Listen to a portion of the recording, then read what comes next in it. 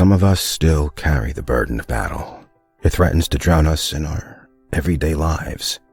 In battle, we had our weapons and combat gear to keep us safe, to keep us confident.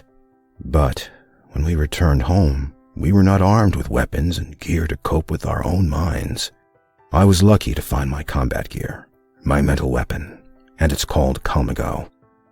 Calmago is a drug-free device that allows you to achieve calm in less than 3 minutes in moments of anxiety, stress, anger, panic, or insomnia, not with medication, but rather by activating the parasympathetic nervous system through breathing regulation and multisensory stimulation. A recent study has shown that Calmago decreases PTSD and anxiety levels in veterans, helping those who are suffering and having a long-lasting effect.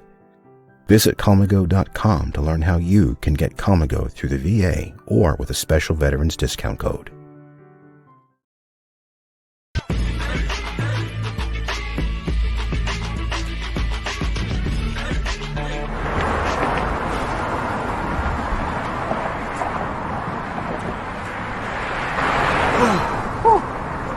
Hey, what's up, man? How you doing? I'm blessed, my brother. How you doing? I'm good, man. I'm good. Hey, did you see the game last night? Oh, that was a good game. But did you see the shot?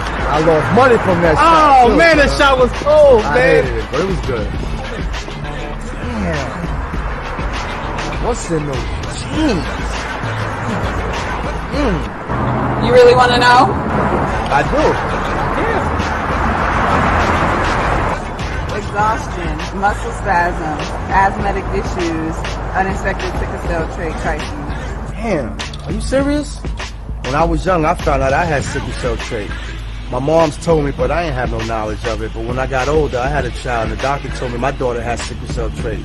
Do you know the facts that both parents have sickle cell trait? There's a 50% chance the child may have the trait, and 25% chance the child may have the disease. Hey, that's what's the count. Do you know that 2.5 million people in the United States have sickle cell trait, 300 million people globally? I didn't find out I had sickle cell trait until I was in the Army, 10 years. Next thing you know, I had a sickle cell trait exertion site. Sickle cell? I thought that was a black gene or something. Nah, man, the Latin community is number 2. 1 out of 36,000 babies are being born with sickle cell disease. You could be Caucasian, Mediterranean, European. You gotta know your bloodline, man. There is an inherited gene in our community that has been forgotten. The name is sickle cell trait. WDCONSCT, also known as What's the Count, is out to bring awareness, education, and prevention to people all over the globe. Want more information? Call us now at 323-215-5384 or visit www.wdconsct.org.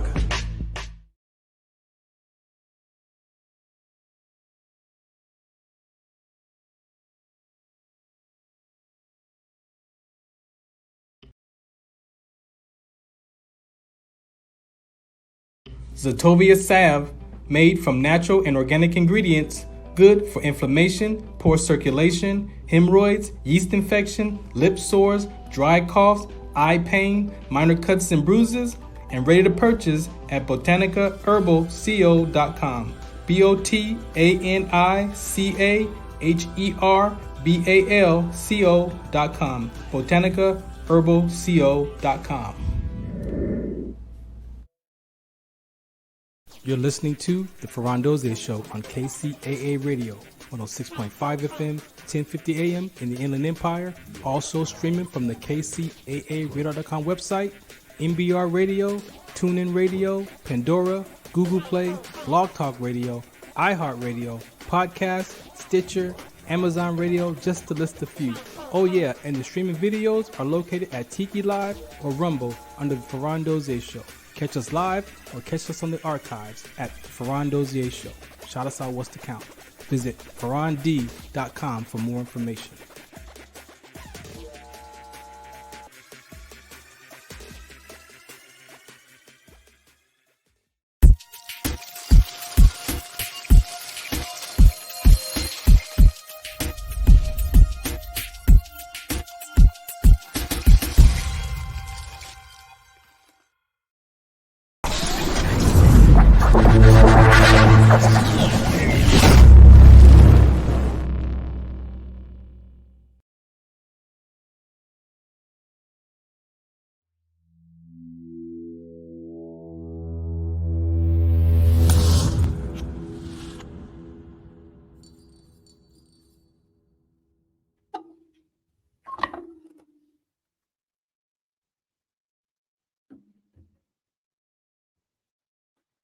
All right, good morning. Welcome to the Farron Dozier Show, the Trench Talk segment here on MBR Radio.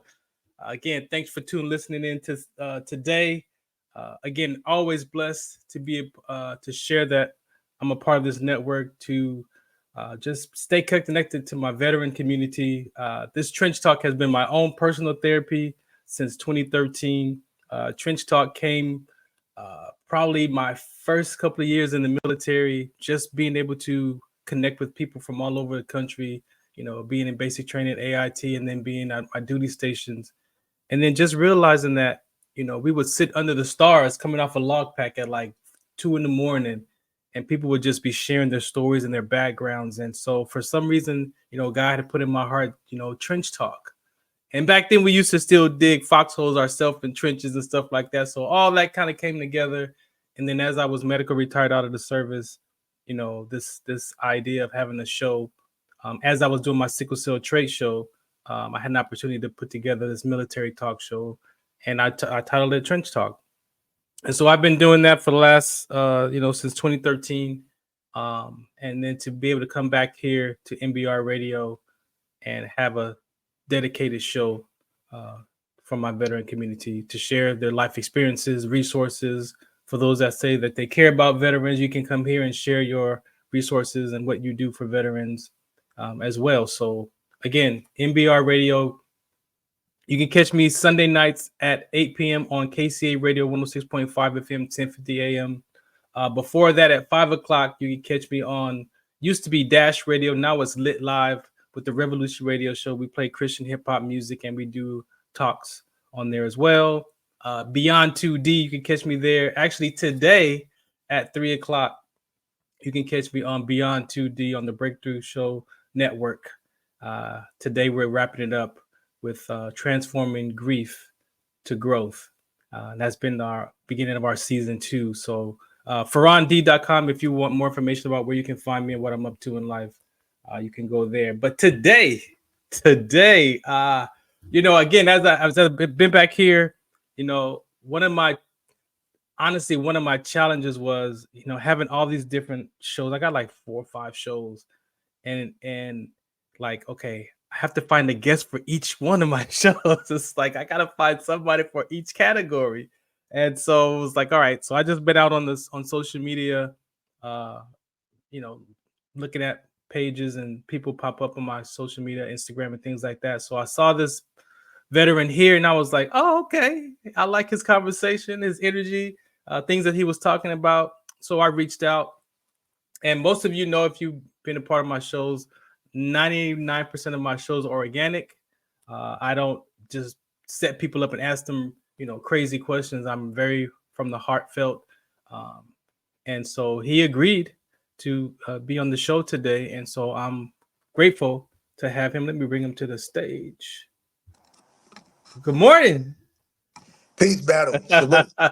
How you doing? All is well, Battle. All is well. Man, just want to say thank you for accepting my invitation to be a part of my Trench Talk segment here on MBR Radio. Man, thank you for having me, Brother Farron. Appreciate it. Appreciate you. Yes, sir. SupaNova, introduce yourself, man. Don't give it all away. Just introduce yourself a little bit, and then we'll get started. Well, again, thank you, Brother Farron, for having me. Appreciate I know that you have a strong veteran community. So, hua to the brothers and sisters that are in service and who have served. We appreciate your service. My name is SupaNova Slom. I'm known that professionally in the world. For those that may know me from the military background, I was Mr. Terrain, specialist terrain in my active duty, in my retirement, Sergeant Terrain.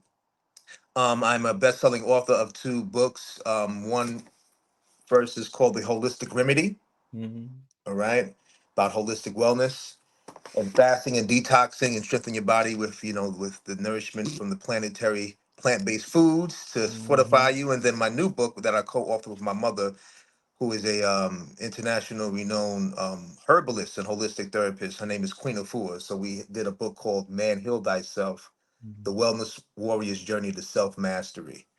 So my work is all about, giving back and, putting back into the strength of the human body and the human family. And definitely, my service to our beloved country and the battle buddies that have associated with me and I've learned from have definitely affect how I continue to show up and give service. I'm a recording artist, an entrepreneur. I have a plant-based business, organic products called Super Mega Foods, Mhm. and I'm also a vegan bodybuilder. So that's my tagline, real quick. I appreciate that. Again, man, thank you for sharing some of your background. Now let's go back before SupaNova Slom. Who were you growing up as a child, man? What was life like growing up as a child? Um, well, Supernova is the power name my mother gave me at 5. She observed me at 5 years old. Your fathers are the ones who name you for the most part. If you come from a two-parent home, a lot of times the fathers knight you first. So my father named me Daoud, which is David in Hebrew. His name is David. She observed me for 5 years, and she said that I have the traits of a shining star, and that she felt that I was going to be doing a lot of work in service to humanity as I got older, but I would have to go through some challenges to earn my what she called my power name. So at 5 years old, she said, your name will be Supernova, but you have to earn that in your life. You would have to figure out what is it, the light that you recognize in yourself that you have to share with others. And when you recognize it, you'll take that on. So, so again, that who I am, I've always been in myself in different increments. I mean, we've all been ourselves wholly in different increments and just, moving through life and challenges and trying to figure out, how we can show up more authentically. Yeah. Um, so I mentioned earlier I was a vegan bodybuilder. That comes from me being born and raised a vegan from the womb of my mother. Oh Both of my wow. both of my parents happened to be, they both were indigenous black people that were vegans in the 70s. And I was their first Wow. child. Yeah, and they met like that. So that was very unique for them. Yeah. Very challenging, but they birthed me. I didn't have any health disparities, contrary to the demonization of not being in a regular American standard diet household. Me and my brother and sister were raised like that. Like I said, my mother was into the holistic healing arts very early.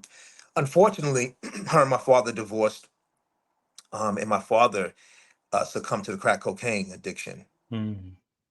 And so being raised in Brooklyn, very extreme. My father, he just went down a negative pathway in the streets, and then my mother continued to progress in the holistic way. So Yeah. so for me, it was very challenging, beloved, because I'm pulled between both extremes. You And I know. want to I want to touch that because that's something that's definitely near and dear to my heart as I had to do my own self healing and reconcile my life back to Christ and just Mm, to figure out my self love. That transition, people don't really understand how divorce really impacts that child, right? Like we right. know it does, but do we really say that from our experiences of it? What do you want to say about how that was for you, having your parents go through that and Yeah, I what you mean, may have yeah, made it mean about you? yeah. Well, I mean, I felt rejected, Yeah. but it was something that they were going through. But fast forward a little bit, again, as I had challenges dealing with the extremes of one parent being addicted to substance abuse and the other parent not, Yeah. right? And then the stigma around that in the '80s was very Mm, challenging. Negatively, it definitely affected me in the street life because I felt my father got succumbed to the streets, so I had to be the best and the wildest in the streets in order to get his attention. yeah. Now on my mother's side, she always had positive men around me. Like I've had two incredible stepfathers that were very productive and Mm, and alphas and really help to cultivate me. But that wound of the father, because I at one point I did have a very strong connection with my father. I knew what it looked like to have a holistic, healthy family. But then had that challenge, and so as I was a teen, not to go into mm, the long journey of it, but unfortunately, a lot of our brothers in the inner cities go through the rites of passages in the gangs and the mhm. dope selling and all of that type of chaos. And so I Yeah. was definitely one of those that, even though I had a powerful mother and a powerful community and stepfathers and stuff, that wound of my father, I, Yes, for I sure. felt as a 13, 14-year-old that I had to fill that up, unfortunately, with the streets. And it was because, like you said, the spirit of Christ, the spirit of the ancestors, whatever we want to say, acknowledge, right? Just the Yeah. spirit, right? My mother was a prayer warrior, and the elders in my family, and they definitely put a protection energy on me, and I had it in myself, even though I was going through challenges in the street life. Um, the more I faced my own shadow, my own demon of not trying to heal, and Mm-hmm. blaming pops. When I started, Mm-hmm. when I started to kind of go through that and come up out of the streets and kind of go back into my center and get Yeah. my lessons, then I started to forgive him. And Yeah. when I forgave my father, my healing accelerated. I saw the connection between Exactly. the father and the son, Exactly. right? And then, Yes. so I was always grateful for what I've learned in the streets and surviving that climate. And because through that, I was able to forgive my father and forgive Yeah. myself. And that, brother, got me fired up to want to give back. And so even though I was no longer affiliated with the destruction in the streets because I had a lot of experience and a lot of people that I was involved with in the streets. I used my influence to move into a more productive, powerful way. I mean, 1995, around the time that we were having the Million Man March, I created something in Brooklyn called the Unify the Hood, Heal the Hood Mm. organization, which was a gang mediation organization to stop brothers from gang banging, Mm-hmm. at least to mediate peace, Yeah. Yeah. And that was a very hard time in New York because in the East Coast, around 95, 96 is when the East Coast Bloods really, really started to have a profound impact in the streets, So Yeah. I was really in ground zero, coming from Bed-Stuy, Crown Heights, being in part of it firsthand.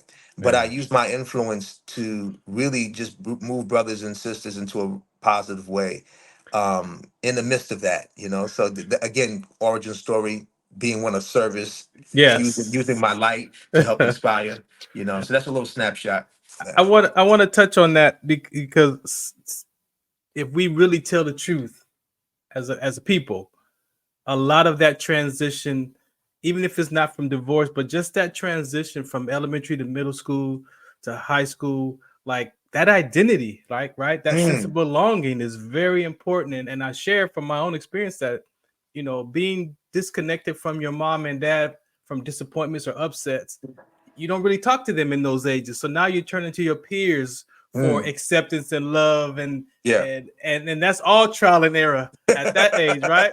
Yeah. And then once you try to find that love and acceptance from your peers, when that's broken, Mm, then it's like that sense of belonging is like, and like you said, people go to gangs, they go to drugs, all types yeah. of different things. When you were transitioned back into the being centered, did you see that in the people that you were serving in the community, like they were what they were dealing with?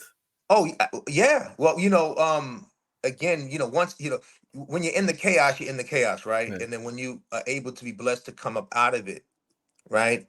You're able to really let's say read the room. You're able to really see what you're dealing with, Right. And so not coming off dogmatic on I'm better than No, not at anybody. all. I Yeah. what I would do, because I had a lot of these street affiliations and I had a powerful resource and family that was about healing works. I would Mhm. just facilitate a lot of the meetings and the mediations I would have with the G's, with the gangs, and I would introduce them to um anxiety decretion, which is meditation. How to really channel your energy and ways to figure out how to channel your emotional rage, and then how this processed white sugar or junk food plays into eating your system up, your nervous system, so you're reactive, right? So it gave me an opportunity to share a lot of the wellness techniques, Mhm. and principles that I was raised around. That, because I was in the chaos of the street, like you said, following the peers, I Yeah. forgot the resources of them until I had to do it. I had to heal myself. I had to really get back into alignment. And then I got so excited, brother. I got so excited to just want to share that with other brothers who I knew were going through not only just the beef in the streets or just Yeah. the contention, but internally a Internally. lot of brothers and sisters were dealing with those type of challenges, and Yeah. so I found the most hardest gangster. It don't matter if you can really get to their spirit, Yeah. beautiful souls, Yeah. and when y'all can have a dialogue and kind of get them to a center place, there's so much healing can be exchanged, and so that was a sweet spot that I identified as far as Mhm. where I could help and give back to and help to facilitate some type of transformation to brothers and sisters in the street. To me, my thing was, my elders always said, if you were at any point, a day or a year, part of any chaos, you owe it to your community. You owe it to your community to give some type of service in your lifetime.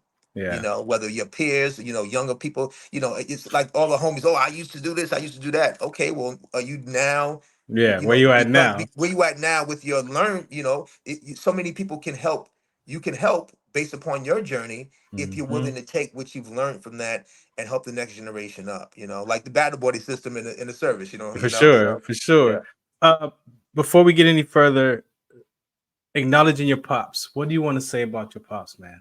My pops is now an ancestor. He's a powerful man, an incredible man. Even though he was succumbed to his own demons in his life, Yeah. he never stopped shining light on me, my brother, my sister. It was interesting. Like, he was literally deteriorating and going through that challenge, but he did his best to always show. He was never not loving us. He always showed consistency to us. The love for himself was not whole, but he Yeah. always did his best to drop some wisdom, drop some knowledge, and just to help guide us, even at least away from the chaos that he was exposing. So, brother, I'm just thank you for that question. I have made so much peace with my father. I feel that he's part of me. I'm part of him.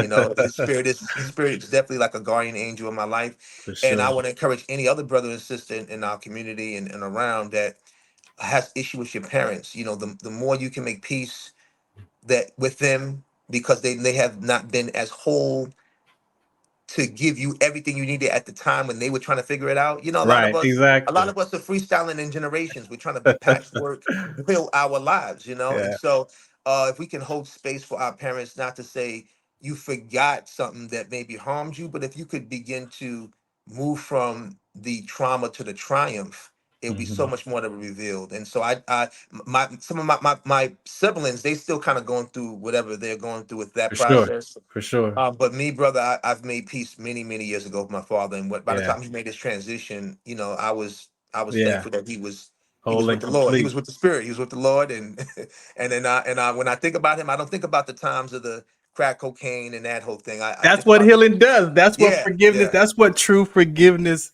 allows. When I heal with my dad, man, 35 years after, from 5 years to 40, thinking that he didn't love me. Like, mm, and then I had that 8-year run with him of having like my father back. It was like all the stories that were negative just disappeared into wow, just like, that's like, he did love me. Like, regardless of what he dealt with in right, his own life, he did love me. And he actually showed that. But the mind of a 5-year-old who was still, right, 35, 40 years old, thinking like my dad don't love me, and then treating him as such, when you mm, discovered that that story was, it was my truth, but it wasn't the truth. And I got right, in whoa, his world, was like, mm, well, no wonder. Like, well, no wonder. Like, so then you could connect and be like, well, and I tell people now that when I share stories about my dad with my daughters or even my grandchildren, yeah, they're all positive. Like, yes, I could tell the struggle, but then how it transformed into the greatness of who he was as a person. And a lot of times, what I wanted to say to that was, biblically, honor your father and mother. mm, You're not gonna love and like your parent every day, your father every day. That's not realistic. But that honor your father and mother is how you think about them in your heart, right? And that's where that forgiveness, when you get that forgiveness in your heart, all those stories become just stories, yeah, and the pain and the upset disappears, and you get to see that, man, they did the best they could, what they had for what they were dealing with in their era. Like, how absolutely, can you be mad at that? Like, how right, can you be, like you said, we're piecing it together through our generations. yeah. All right, mom, what do you want to say about moms, man? My mother, I call her. She was my first example of what I call a wellness warrior, because she always a wellness warrior. She always fought for the quality of us having the best healthy lives that we could have. Yeah. Especially coming up in the '80s when all of her family and everybody was saying, "How you gonna have vegan children? How you gonna do that?" They got right. And she proved them all wrong, because Yeah, we were blessed to grow up with no health disparities. yeah. So her way was very alternative to the mainstream, but she fought for, she knew, because for her own health and wellness, she had her health disparities that she overcame through Mhm. natural path lifestyle. And so she said, I feel like I've overcome a lot of different things, and I'm into this natural lifestyle, and I want this best for my children, and it's going to be very challenging. But she stood up to the challenge, and she fought for that quality of life for us, relentlessly, and Mhm. consistently. So I'm honored to be her son. I'm real grateful for her, and she definitely inspires my acts of service that I do in my work. Yeah. Childhood teenage years. You play any sports? Football, a little bit, A little bit of yeah, football. yeah, a little bit of football, yeah, and track, football and track, yeah. So my football segment is fourth down. What was your fourth down in football? I don't remember. You know what? And the reason why I say a little bit because I was so bad or wild. Yeah. I was moving from school to school, bro. Like I'll be in and like I moved. I had 3 different high schools I went through before I graduated. Yeah. I was out of order, beloved. I was out of Yeah. order. I was really, like I said, the teenage years. It was really extremely rebellious years. Yeah. I really was trying to assimilate into the street, and I did. And it was a very low vibrational, wicked time of my life. Yeah. So I didn't really have the calm, to lock into certain disciplines that would be beneficial as a young man, in high school at those times, because Yeah. I was so busy, they chose me for the team, chose me here, and then I'm out banging downtown Brooklyn. It's just wilding, I'm up Yeah. there boosting the Macy's and just doing stuff that is totally just out of my mind. So Yeah. I'm real grateful that I survived, I survived that, Yeah. you know, for myself. And then also, like I said to you a moment ago, it gave me the fire and the fervor to be more intentional to outreach, like not saying, oh yeah, look, I used to do this, don't do this, like really get in the mud like I was in the mud in the Yeah. streets, but with the righteousness, with the consciousness, get in the mud with brothers and sisters that may not have had the support system I had to fall back on, or some mentors,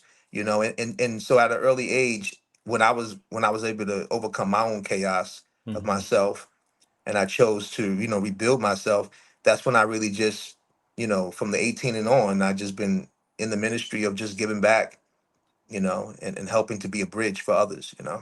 That attempt at this track and field, my sprint segment, what was that like? What were you trying to find in the track and field world? If I mean, anything. I just the concept of just being fast, Yeah. running, I didn't, I wanted, when I did run, it was a form of therapy for Mm. me. Mhm. Just like football, I love football because of the ability just to bond and help, have a team and go for goals. So those Yeah. principles always stuck with me. But like I Mhm. said, unfortunately, brother, like I was just such in a chaotic. Unfortunately, I was in a chaotic spot that Yeah. even when I had the great coaches and the people rooting for me, I couldn't even show up for my blessing. Yeah. So I couldn't even give you certain. I can't even. I can't even give you certain nothing you asking me. Don't we in He track was too, like, brother? Yeah, I'll be in track I, too. Football. yeah. I can't tell you nothing because by the time I was accepted and knighted to come up and get into that discipline, For I was sure. totally out of order. And so this is. I mean, to me, I look at that as a metaphor of life. For When you are sure. ready. Like life is life, and as the young people say now, life is life, Yeah. and but what are you doing to be prepared for when the blessings come? And so when Mhm. those 2 blessings came, I wasn't prepared, beloved. I was not in the whole mental state. Physically, I was ready, but Yeah. emotionally, I was still dealing with the wounds of my father, dealing with substance abuse, Yeah. and that whole thing, and just not really understanding what was going on in me. So when blessings came to me in those capacities, I wasn't strong enough to really be ready to receive them and be disciplined to For show sure. up. Yeah. And I want to point that out again because you gave me a great place to share this part so people understand even playing sports is also or could also be connected to that identity crisis and that sense of belonging, right? Because Yes. Belonging. Yeah. Okay. Yeah. that I played basketball, but then I chose to go in the military. So my Mm. identity changed from the basketball player to the soldier. Right. Some Right. people who play sports, when I interview athletes on that mental toughness level, a lot of them been playing football, sports since they were 5, 6, 7, and their identity is trapped in that uniform. Oh, And yeah. so when that uniform is done, guess what? That identity is done, and then what happens? They're lost Mm. and left to figure out who they are. So that's why I shared this transition for us as children, as human beings. We all deal with some type of identity crisis, male and female. But for us as men, that identity, it could go either way at those young ages, and we try to find that connectedness Connectedness. that peer age. And so it could be football, baseball, it could be gangs, it could be whatever, it could be a chess club, it could be whatever that identity is we're trying to connect ourselves with to experience that sense of belonging, because that's human beings. That's what we want to belong.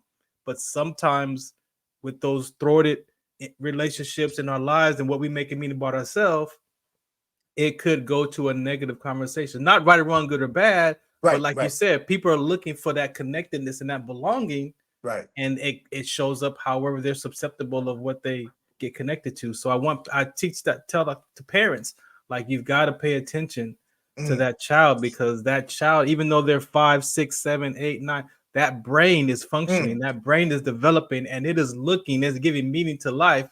And if we don't help fill out the blanks, then that child's going to make up their own script. And now that becomes my truth. And then now you try to tell me as a parent, no, you need to go do this. Nah, I'm and so that's becomes the rebellion, that battle between the families. And so I appreciate you saying that, because even the athletes have that same type of identity crisis as it relates to being a part of a game, because that belonging is such a connectedness. So I appreciate you for saying that. And can I highlight that, beloved? You said belonging. See that? So that's a transformative modality, because whether you're in the sports, in the streets, or where, service, the belong, right? The equation is, how do we carry that principle ongoing in a productive way, right? Yeah, exactly. So at one point in my journey, I wanted to be with the G's. I wanted to be in the streets, belong with them, right? To my default, almost lost my life. So then the Lord gave me another opportunity. So then I took that belonging and said, okay, I want to connect with y'all, but we're going to have to figure out how to keep this peace and figure out how to, unarm the volatile situation that we're in, right? So I kept the principle going. And in the service, being with your battle buddy, that's now don't go there. We go go there next. We go there next. Yeah, but yeah. Okay. I just showing you this when you said that belonging. I look at it how if we can, to the identity thing that you mentioned, because it's very real. Human being. It's a human being. Yeah, it's a human being. But I think what can help a lot of us if we identify the principle, like I said, belonging. Yeah. What is that? And then kind of doing a self audit on yourself to see where you at in your emotional intelligence, where you at in your heart space, and where you at in your mental space to belong, and whatever you're belonging to or connecting to, will it be nourishing or beneficial to your growth and development? Exactly. And if you tell the truth to yourself, we know what we be doing. We know what we be doing. That's doing the audit, really going within and really just doing that assessment and saying, where am I at? And can I show up and can I not? And then if I can't show up right now, what are the steps I need to take in my journey to show up for myself? To make those corrections. Yeah. This is the Farron Dozier Show on MBR Radio. Man, SupaNova Slom, man, thanks for coming and hanging out with me. Thank you, beloved today, brother. Man. We're going to take play this public service announcement by Calmigo, and then come right back to this conversation right here on the Farron Dozier Show, the Trench Talk segment. Some of us still carry the burden of battle. It threatens to drown us in our everyday lives. In battle, we had our weapons and combat gear to keep us safe, to keep us confident. But when we returned home, we were not armed with weapons and gear to cope with our own minds. I was lucky to find my combat gear, my mental weapon, and it's called Calmigo.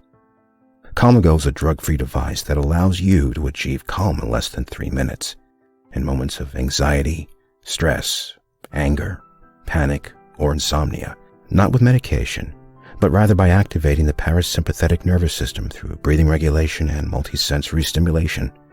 A recent study has shown that Calmigo decreases PTSD and anxiety levels in veterans, helping those who are suffering and having a long-lasting effect. Visit Calmigo.com to learn how you can get Calmigo through the VA or with a special veterans discount code. All right, we are back to the Farron Dozier Show right here on MBR Radio, the Trench Talk segment. I hope so far you have enjoyed this first half of the show. If not, and you just now tuning in, just got to catch it on the rerun, on the live, on the repeat. I want to put some comments up. Can I show these right here? This is Jessica. I do Beyond 2D. She said, "Yeah, I found the chat." So she's shouting you out, Jessica. Thank you, Cool, Jessica. cool. She said Salute. she says she's taking notes. Okay. All right, so what you've gone through your journey, you've identified how to make the corrections from that lifestyle Yeah. to contribute to that lifestyle. Now, what had you look toward the military service? I always wanted to serve. It was about timing, Mhm. when. So it was one of those bucket list things that I said I definitely want to serve. I didn't know when and how, and my life is so I've lived multiple lives in one life, beloved, so far. So I didn't even know when. But I come from a family of service members. My father Okay. was in the infantry. Both of my grandfathers were in the infantry. Mhm. My father's brother was Air Force, so I come from a military family, and then Yeah. cousins and everybody. So a lot of It was in there. It a was in lot of there. servicemen and women in the family. Yeah. So we Yeah. definitely have that going. So at a very young age, I knew that, aside from just being in the arts and a creative, I just felt the need. I wanted something about the warrior's call. Yeah. I wanted to answer it. I didn't know when that was going to happen. I put it as an intention early on in my life, and I left it. I just let it go. Mhm. I lived and went through so many different highs and lows and powerful moments, and then it was a time in my life, when my first book got published, by HarperCollins, The Remedy, which is now The Holistic Remedy, in 2009, between 9 and 10. Mhm. I remember, like, I at that moment I felt I was successful. I checked a lot of my successful things and Mm. goals for Okay. myself. Like, Okay. I had some things happening, but now I had this success, the finance, and just the place of where the work was expanding at that point between 2009 and 10. Me and my brother launched our, wellness supplement company, Mega Foods, Super Mega Foods. But then, internally, I felt that there's something I need to be doing to really challenge me to really transform myself to another level. I was meditating. It took me some time. I was meditating after weeks and months to say, what could I do at this point? Because I want to stay grateful for the blessings and the breakthrough that's happening. But Yeah. why am I feeling empty now? Like this, I'm supposed to be feeling fulfilled. I'm supposed to be feeling excited. Yeah. And so I would go from days feeling really excited and motivated to days of just not knowing what. Like I needed a deeper calling. So then I remember I looked back into one of my notes. I kept my notes for throughout the years, my little journaling and stuff. And I Mhm. looked at, I found that I remember service. And I didn't know nothing. I didn't even speak to the elders in my family. I just remembered that I wanted to serve. I said, service. Yeah. I said, that'll be interesting. Cause like right now, I said, if any point I have in my life just to go, maybe now it's late. I'm later in Yeah. my life, but the way my life moved, it was like an opening. I could do something and just commit. Yeah. So brother, I remember one day I was walking to the gym, go train, and my daily routine: wake up early, go rise, do my prayer meditation, and go train. And I literally didn't go to the gym. I walked past the gym. I went on Eastern Parkway, in Brooklyn. For those that know, in Brooklyn, in Utica Avenue and Eastern Parkway, and that's where they have the Army, the Air Force, the Marines. They all there Yeah, together. everybody right there. Everybody there. Man, I didn't even, and I'm in my street clothes, my gym clothes. Like I didn't even know nothing. I just my spirit, really, brother. My spirit said, I felt the voice said, "Go to the recruiter's office. Just go." Yeah. And then, I went immediately, just in my own mind, I went from feeling, like I said, like I'll go from the highs and lows, feeling a little Yeah. depressed, not, feeling happy. Then I felt good. I said, yeah, I'm gonna go. This is something different. This is something challenging myself. I'm just gonna go find out about it. Like I Yeah. want to just go because I've always would see it, write it down, but never go take an action steps. Yeah. I'm just curious. Let me just go in the building. Let me just at least go. Right? Straight up the street. So I didn't know who like they were out. It was a Air Force outside. Air Force was outside passing out some pamphlets and stuff, Yeah. looking sharp, and they dress blues. And then I walked up to them. I was like, yeah, man. I didn't know what I was like. I'm just here to find out about the military. I didn't know nothing about the different tribes and the different Yeah. Yeah. areas. He looked at me. He was like, man, with them tattoos. He was like, Air Force is like, you ain't coming to us. You can go No. inside. So he said, go check the Marines. So I literally rabbit hole. I said, okay. Yeah. I went inside upstairs. I knocked on the Marine door. I went to the Marines. You know what I'm saying? They were all sharp. I said, man, the Marines, they're looking sharp. You know what I'm saying? Good energy, good vibes. They was like, and I'm fully tatted.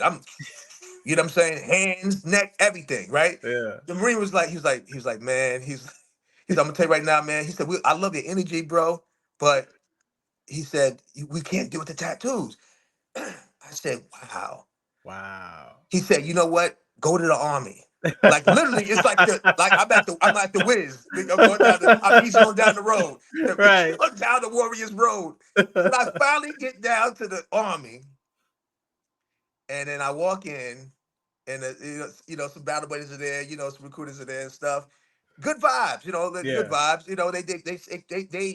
They brought me in, and they didn't even mention the tattoos. They just started talking about the program and the different opportunities, and just giving me an overview, and then I was like, yo, this is dope, because the other two were just like looking at me and just saying no. Yeah, and so it's very interesting. So but the Army, they just went right into, this is the Army, and this is what you can expect, and this is and breaking things down, and whoop de whoop whoop. They didn't even talk. Now, eventually, we did discuss the tattoos, but that wasn't the first pull. The first pull was just to inform me about the process of the Army, right? And then they say, would you want to take a test just real quick to kind of see where you at? I said, all right, let's do it. I did it, and I passed. Remember, this is all on spirit. I didn't even know I was going to end up being in that, right? And so, but just the way the Army battle buddies just embraced me, right? They embraced me on a problem solving way. So that's what I loved about them. They were like, okay, I like you. You passed. So these are the issues that we may have to look through. And we're gonna help you navigate. See that? It's a different thing than go down the hall, go down his way. Okay, right? So I remember I had to take another test, and I didn't pass that, because at that point I ain't been in school 20 years. I was like, my brain was totally not there. But it was great going back, taking my brain back into that process of just critical thinking, and the reading, and the mathematics and stuff. So I had to really get back into that space. So my recruiter, who was an incredible recruiter, he was like, we're gonna get you, the Army has some students that they have aligned with in different colleges to help train, recruits into, to pass the ABSVAB, He said, we're gonna hook you up with a really squared away tutor. And I went, and so I brother, I just kept trusting. My whole point is saying the spirit kept moving me through. I kept trusting the process. I said, you know what? Okay, I'm gonna go there, I'm gonna do that. And then I studied by about 2 or 3 more months, got my mind sharp, got on it, went back, passed the test, flying colors. Wow. Right? So now I gotta go back in, bro. And I gotta take pictures of all my tats. You gotta, turn them in. I'm cool. I was confident. Yeah. I'm like, all they gotta do is sit me in front of the leadership. I'm very articulate. I've been like this all my life. I don't care, regardless of whatever they think, right? So he was like, he said, we're gonna take these pictures. He said, we're gonna okay, so they took the pictures and stuff, took my packet up. So whoever was the sergeant major of the in processing for right in Brooklyn, whatever we had, to forgot the place where to go. They wanted to sit. He wanted to sit with me, right? Cool. So I came through. I came through, sat with the sergeant major. I had my book. I had my first book. It looks like this, The Remedy. So I thought, so I said, okay, I know I gotta hit him in the heights of the mind, because he already looking at the tat. What's going on, right? So I sat down in front of him, and he just asked me. He just had the pictures. He just asked me to walk him through the task. He was like, "Whoa, okay." He loved the way I articulated myself. He loved the explanation. He didn't feel I was a danger. He looked at my book. He says, "Oh, you're an author." He said, "Brother, congratulations.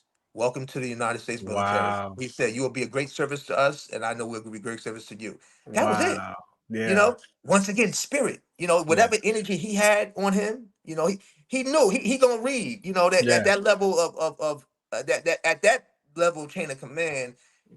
Our leadership has the ones that are in harmony, not all, right? They have a very powerful, intuitive way to read things, and they they can hone in on what is right and exact, and what's squared away or not. Sure. So again, the way I was moving with the chain of command in the preparation phase, it was all love. I got knighted in, and it moved so quick. Battle, I didn't even like. My family wouldn't even know what's going on because I went from supposed to go work out to just Yeah, walking in, it's just walking in. But I trusted. I trusted the spirit. I knew that whatever was going to pull me into the service, it was more of a spiritual calling than anything else.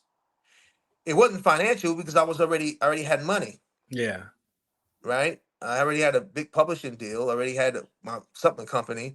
For the most part, I had people that follow a following before the internet was really big. I already had a following, and people really knew who I was and who my yeah, family was. So it was really a spirit. I knew it was a spiritual calling because all the signs were there. I kept reading. I kept saying, "Wow, this is deep. This is deeper than just physical or whatever." Right. yeah. So anyway, I was gonna end up being. I can drive. I don't have my license. I had my permit at the Permit. time. Yeah. Yeah, permit at the time, right?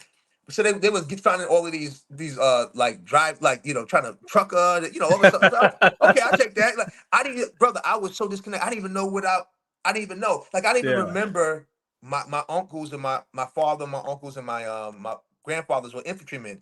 Yeah. At that moment, I didn't even think to choose that. I didn't even Yeah. understand combat arms.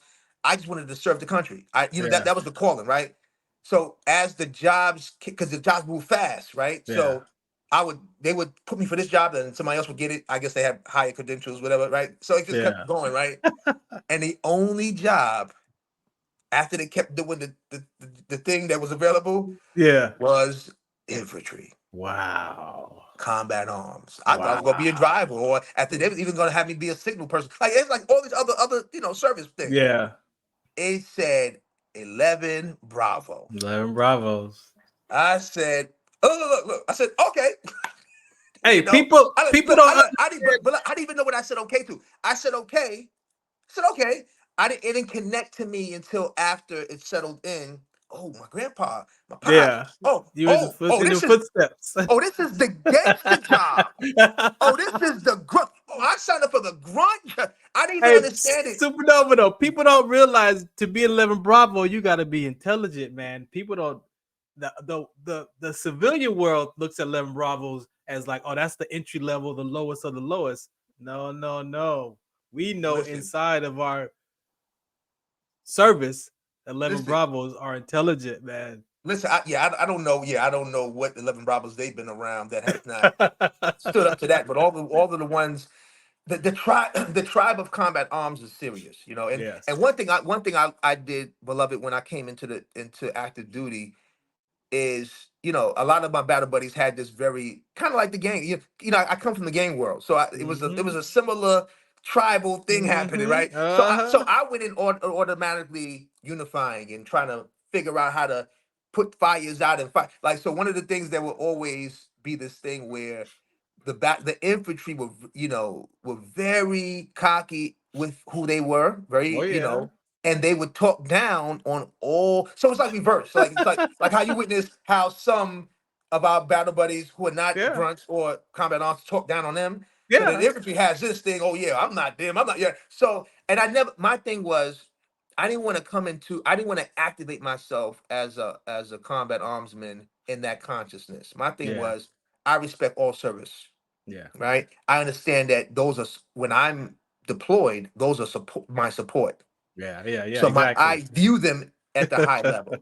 I don't view me any less as Yeah. a combat armsman, right? But I still thank you for your service. I still have the Yeah. reverence. And so I would teach a lot of the battle buddies that have my rank or lower. Let's don't bring in some of that that super whore that we be having with the other combat guys because Right. we may one day expand in the military service and go into other works or have to work with others, and you don't want to have that superiority mentality, Let that would stop the support from supporting you. Like let yes, yes. we are the supermen. We are the grunts, the ones y'all say are the grunts at the bottom. Yeah, we the ones that put in the work, but we the ones. It's 1%, and I'm cool No, with that. But my I thing got is, we should definitely love and appreciate our brothers and sisters that offer powerful military support. I don't want to cut you. I just want to say no, that. no, I'm good. I'm good. I'm excited because you're touching on something that I want to make sure that I express during this episode with you.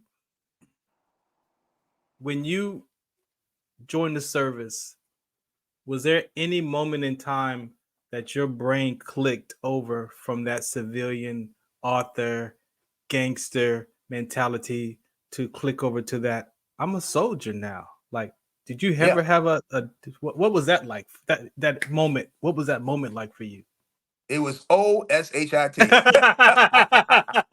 It was Fort Benning shark attack. Oh my gosh. No wonder. Battle. There was the Fort Benning That shark would have attack did on it. Sand Hill. After to that moment,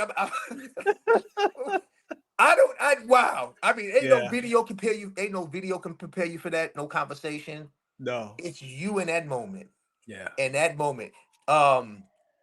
And so at that moment, yeah, that we are here. We and all the other time, preparating when you in that shark attack and you come off that bus. Now, I've heard it ain't nowhere from your time and my time. Like it's Yeah. a whole nother military now. You know how they do Yeah. the whole entire red phase. Yeah. In Yeah. the training. But I'm so grateful for it. Like it was scary. It was scary, and you Yeah. have to understand. Well, you would know being an infantryman is heightened. So it's like, let's say, you have a different MOS. It's still Yeah. intense, It's especially at the still intense. time when Yeah. I signed up. Yeah. But When you joined, but yeah, it was but but everything was cracking. when you are specifically infantry, it's just Yeah. like they extremely Oh yeah. more crazy. Oh yeah. Right? So that was, and I talk as I reflect back to you now, I'm like, yeah, that was incredible. It was that was that psychologically, it was a really transformational moment. Like I would Yeah. say psychologically, it was edging up the whole time for me Yeah. going Right. and taking a step and Right. like Right. all That's the what I'm saying. steps. Right. But Yeah. the shock and awe of This, my nervous system, brother, the nervous system shock yes. was that shock attack. Yeah. I said, whoa.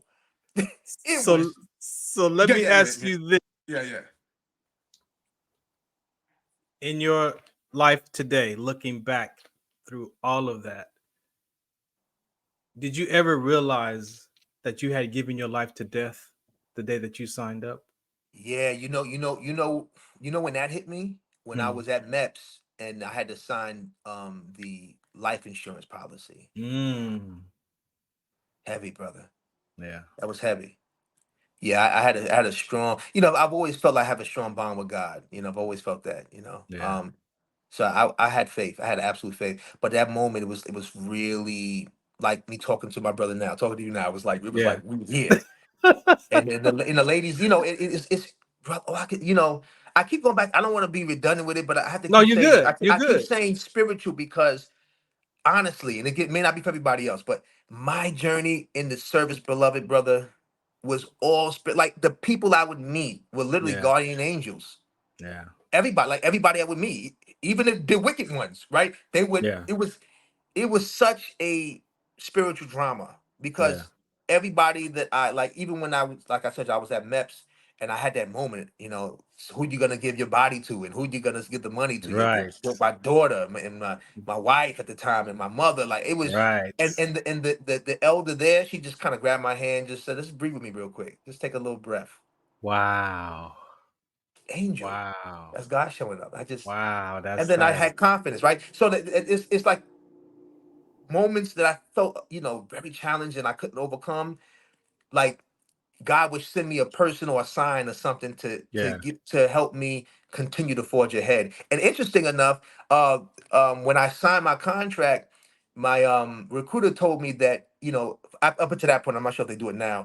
There was a word that the army took on, and the military would take on to kind of um, permeate the spirit Hmm. that they would charge with. And so I signed up under the word resilience. That's what they were vibing with. Oh. Yeah. Oh. You know what I mean? So again, Yeah. that's spiritual because my whole Yeah. up until my journey, I Yeah. had to actually prove the resilience in my civilian life. Yeah. You feel me? So, like you said, bringing the author, the G, all of that to the military, I had to bring all of him to the experience. I didn't separate church from Exactly. state. I brought my whole Exactly. self. Okay, I'm gonna go through this Yeah. full as my full self, and my full self is gonna become a soldier and understanding the responsibility that I have, brother. And like I said, people may have all types of opinions about our country, especially specifically the military. Me Yeah. personally, it has done nothing but brought power, powerful revelation, healing, resiliency, brotherhood, sisterhood.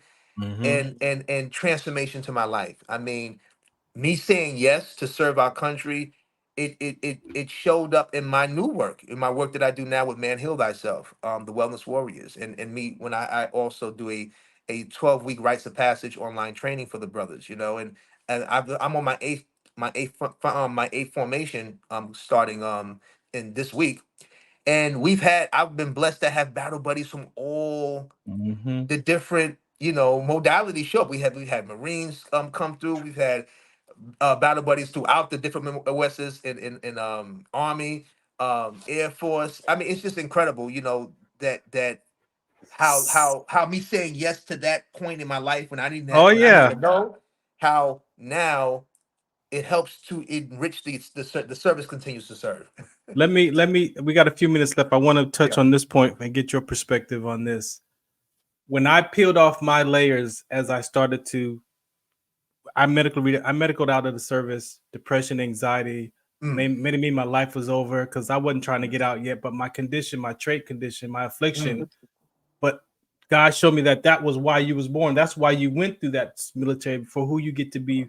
Wow. For him today, right? Come on. But what I got, SupaNova Slom, is the power of the mind and objectification. And so I'm sure you can relate in how we can label another person an object, and then you can kill that object.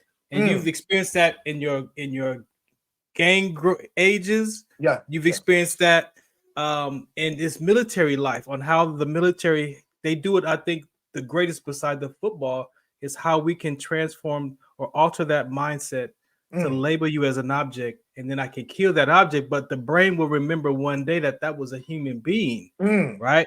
So in that conversation, when I look into the world, it's like we're doing the same thing to one another in this social issue of I'm black, you're white, you're Mexican, you're Asian, you're homeless, you're this, you wear glasses. We label one another to the point where even the police department, I'm a suspect.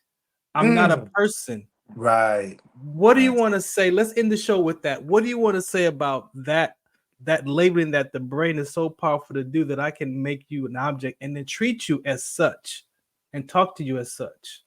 Well, it's a mirror, right?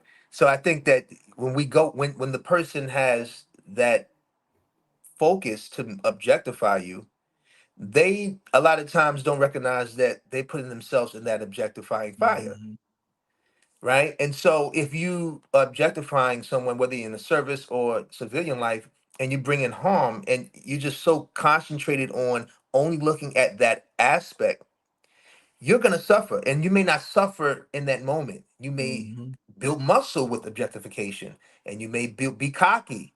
But over time, because you have not been the man in the mirror and taken responsibility of yourself and how you could have showed up in a situation, that's going to have a tremendous effect. Like you said about an officer may look at you as being a suspect and not a human being. So there's a group of officers that do that. Then there's another group of officers that know the law, address you, look at you, like I said, read the room, and speak to your soul. And they become a guardian angel. And they say, you know what? And they correct you. And you know what happens in that correction? That person aligns with that correction. They say, thank you, officer. I appreciate that. And at that moment, they had a human moment where the person got the lesson. The officer maintained the authority, but also was human, and everybody won. Yeah. Right. And so that's where I'm at. I'm at that place in my life, figuring out how do we go from objectivity to subjectivity, right? The subject now allows me to find out what is your issue, Exactly. right? What's happening with you, listening right? to Right? what your Because heart, objective is everything's out.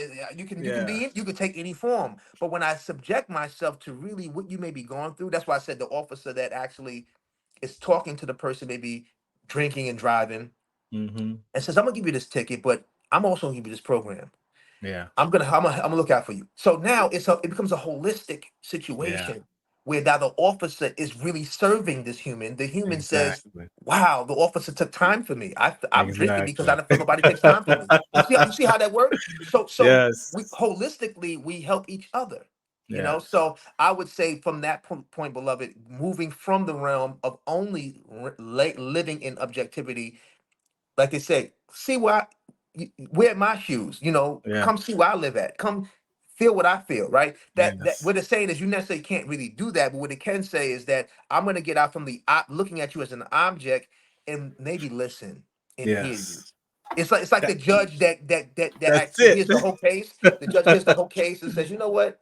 I'm not going to give you life in prison. Yeah. Because the judge heard the whole case. The judge didn't look at you and just say, like the Marines did to me, you gonna mess up my uniform with those tattoos.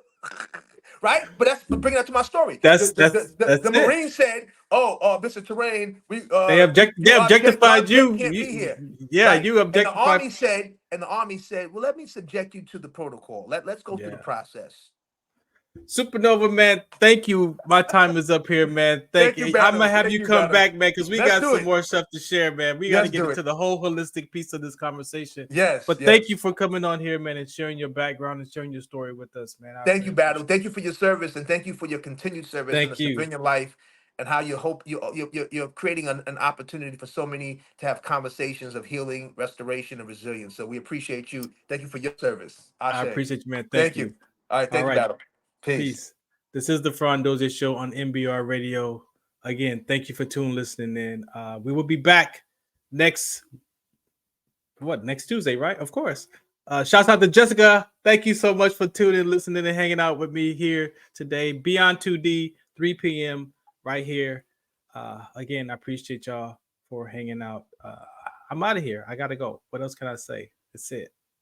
You're listening to the Farron Dozier Show on KCAA Radio, 106.5 FM, 1050 AM in the Inland Empire. Also streaming from the KCAARadar.com website, MBR Radio, TuneIn Radio, Pandora, Google Play, Blog Talk Radio, iHeartRadio, Podcast, Stitcher, Amazon Radio, just to list a few.